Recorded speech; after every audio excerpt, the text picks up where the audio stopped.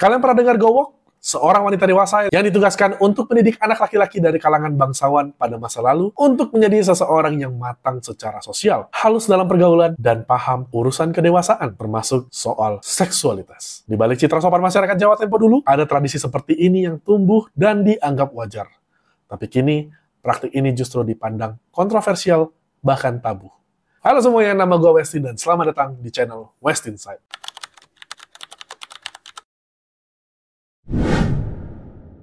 Pada abad ke-17 hingga abad ke-18, struktur sosial masyarakat Jawa berkembang dengan pola yang sangat hierarkis, terutama dalam kalangan bangsawan atau priai. Status sosial tidak hanya ditentukan oleh keturunan, tetapi juga oleh penguasaan nilai-nilai etis, estetika, serta tata krama yang disebut sebagai kabudayaan.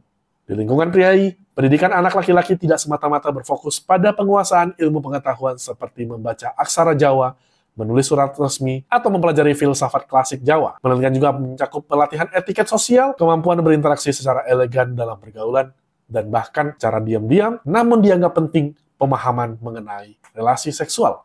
Dalam konteks inilah muncul sosok yang dikenal dengan sebutan Gowok. Kata Gowok sendiri, asal-usulnya berasal dari novel Nyai Gowok pada tahun 2014, karya Budi Sarjono, yang berlatar waktu sekitar tahun 1950-an. Tokoh utama dalam novel ini, Bagus Sasongko, diceritakan sebagai seorang pemuda yang dititipkan oleh orang tuanya kepada Nyai Lindri, seorang gowok perempuan tua yang bertugas membimbing pemuda dalam proses pendewasaan, termasuk aspek seksual dan emosional. Yang menarik, Nyai Lindri dalam kisah ini ternyata memiliki latar belakang keturunan Tionghoa. Nama aslinya adalah Go Huang Lin, dan ia disebut sebagai keturunan langsung dari seorang tokoh yang bernama Gowok Niang. Menurut narasi fiktif Budi Sarjono, Gowok Niang adalah tokoh asal Tiongkok yang datang ke tanah Jawa bersama armada besar Laksamana Cheng Ho pada abad ke-15 Masehi. Dalam novel tersebut, Gowok Niang digambarkan sebagai individu yang membawa serta tradisi Gowok dari Tiongkok dan kemudian memperkenalkannya di lingkungan masyarakat Jawa. Tradisi ini kemudian diwariskan secara turun-temurun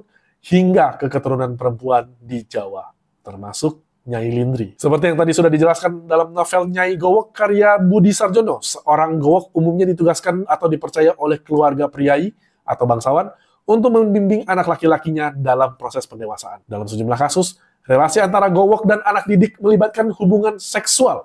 Namun, pada masa itu, praktik ini tidak serta-merta dipandang sebagai penyimpangan, melainkan sebagai bagian dari proses transisi menuju kawruh lan kabecikan, yaitu adalah sebuah konsep filosofi Jawa yang berarti pengetahuan dan keluhuran moral. Memasuki abad ke-19 Masehi ketika wilayah Nusantara semakin masuk dalam cengkraman kekuasaan kolonial Hindia Belanda, praktik gowok tetap berlangsung, terutama di lingkup aristokrasi dan masyarakat seni.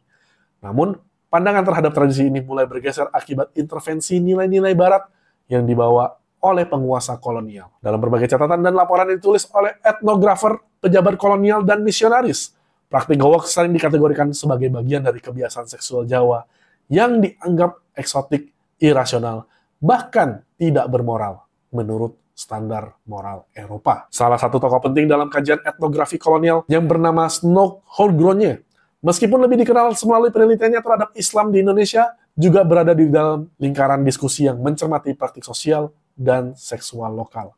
Laporan-laporan sejenis dari kalangan misionaris kerap menggambarkan praktik seperti gowok sebagai bukti kemerosotan moral di negara timur. Meskipun penilaian mereka sangat bias dan tidak memahami konteks budaya lokal secara menyeluruh, pemerintah kolonial Hindia Belanda pada dasarnya tidak secara aktif melarang praktik gowok. Prioritas mereka bukanlah reformasi moral, melainkan menjaga stabilitas sosial dan politik. Selama praktik ini tidak mengganggu ketertiban umum atau menantang kekuasaan kolonial, praktik ini dibiarkan berlangsung dalam ruang-ruang privat keluarga bangsawan atau kalangan seni pertunjukan. Pada titik ini, sejarah gowok menjadi cermin dari dua kekuatan yang bertemu. Satu, nilai-nilai lokal yang telah berlangsung selama berabad-abad dan dipandang wajar oleh masyarakat pendukungnya. Yang kedua, pandangan kolonial yang membawa serta kategori moral dan seksual dari dunia barat. Pertemuan inilah yang kelak akan mempercepat pergeseran makna dan penerimaan terhadap tradisi gowok di abad-abad selanjutnya. Memasuki awal abad ke-20, Nusantara mengalami perubahan sosial yang sangat cepat akibat pengaruh kolonialisme yang semakin kuat, modernisasi pendidikan, dan munculnya gerakan kebangsaan. Pemerintahan kolonial Belanda mulai memperkenalkan sistem sekolah ala barat melalui program etnische politik yang tidak hanya membawa kurikulum rasional dan ilmiah, tetapi juga nilai-nilai moral Eropa yang sangat berbeda dari tradisi lokal. Dalam lingkungan ini, praktik-praktik kebudayaan tradisional seperti gowok mulai mengalami tekanan dari berbagai arah. Satu sisi, nilai-nilai kolonial mendorong pemahaman baru tentang seksualitas yang lebih normatif dan heteronormatif. Di sisi lain, masuknya agama-agama besar seperti Islam reformis dan Kristen Protestan ke dalam diskursus publik memperkuat penolakan terhadap praktik-praktik relasi seksual non-konvensional yang sebelumnya dianggap biasa saja dalam budaya Jawa. Akibatnya, praktik gowok yang dulunya merupakan bagian dari proses pendidikan informal di kalangan priai mulai dianggap tidak senonoh dan tidak modern. Perubahan ini tidak terjadi secara eksplisit, melainkan perlahan-lahan. Banyak keluarga priai atau bangsawan yang memilih meninggalkan praktik tersebut secara diam-diam demi menjaga reputasi mereka di tengah masyarakat yang semakin menginternalisasi moralitas baru. Istilah gowok mulai menghilang dari percakapan formal dan hanya bertahan di wilayah-wilayah pinggiran, terutama di komunitas yang tidak tersentuh oleh reformasi pendidikan atau dakwah agama. Masa ini juga menyaksikan munculnya gerakan emansipasi perempuan yang memperjuangkan peran dan martabat perempuan dalam masyarakat modern. Tokoh-tokoh seperti Raden Ajeng Kartini dan organisasi perempuan seperti Putri Mardika menyoroti pentingnya relasi yang setara dan bermartabat, baik dalam pendidikan maupun kehidupan keluarga. Praktik gowok yang secara implisit menyingkirkan peran perempuan dari proses pendidikan seksual laki-laki menjadi semakin tak cocok dengan semangat zaman yang baru. Kemudian setelah Indonesia merdeka pada tahun 1945, arah perhatian masyarakat dan negara bergeser ke persoalan yang lebih besar, politik kekuasaan, integrasi nasional, dan pembangunan ekonomi. Pada masa ini, khususnya tahun 1945 hingga 1965, ideologi nasionalisme mendominasi narasi kebudayaan. Segala bentuk praktik tradisional yang tidak sejalan dengan semangat modernitas dan pembangunan nasional mulai dipinggirkan. Dalam konteks ini, tradisi gowok tidak lagi mendapatkan tempat dalam narasi resmi negara. Ia dianggap sebagai bagian dari masa lalu yang feodal, tidak rasional, dan tidak produktif. Periode ini juga mencerminkan kontradiksi yang khas dalam masyarakat Indonesia. Di satu sisi, ada upaya formalisasi moralitas oleh negara dan agama.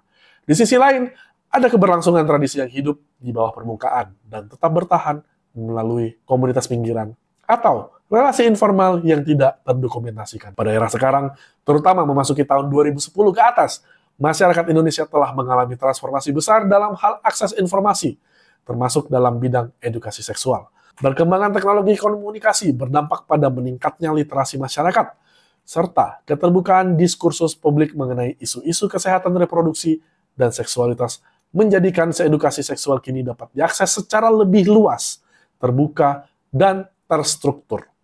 Materi mengenai pubertas, kesehatan reproduksi, hingga relasi antar individu telah mulai diperkenalkan melalui kurikulum sekolah, media daring, layanan kesehatan, dan program-program vokasi komunitas. Sehingga peran dari gowok yang secara fungsional adalah untuk memberikan pengetahuan tentang bagaimana seorang laki-laki menjadi dewasa telah digantikan oleh kemajuan teknologi dan akses informasi ini. Dengan demikian, dalam masyarakat modern yang menghargai transparansi, akuntabilitas, dan perlindungan terhadap individu, praktik gowok tidak hanya kehilangan relevansinya, tetapi juga telah berubah statusnya. Dari praktik yang diterima secara budaya menjadi sesuatu yang dianggap tabu, tidak etis, dan tidak dapat dibenarkan secara sosial maupun hukum. Kisah gowok menunjukkan bahwa budaya tidak bersifat statis. Ia selalu bergerak, dipertanyakan, dan disesuaikan dengan kemajuan zaman. Memahami sejarah gowok bukan berarti menghidupkannya kembali, tetapi menjadikannya pelajaran bahwa nilai-nilai sosial, jika tidak diimbangi dengan perlindungan hak, transparansi, dan keadilan, akan selalu rentan terhadap penyimpangan. Dan bahwa masa lalu, betapapun kontroversialnya, tetap layak untuk dikenang sebagai bagian dari perjalanan masyarakat menuju kedewasaan kolektif. Terima kasih teman-teman sudah mengikuti cerita ini sampai akhir. Apabila kalian suka dengan video ini, jangan lupa like dan share videonya. Dan boleh banget subscribe channelnya agar tidak ketinggalan video-video menarik berikutnya. Sampai jumpa di video berikutnya guys. Bye!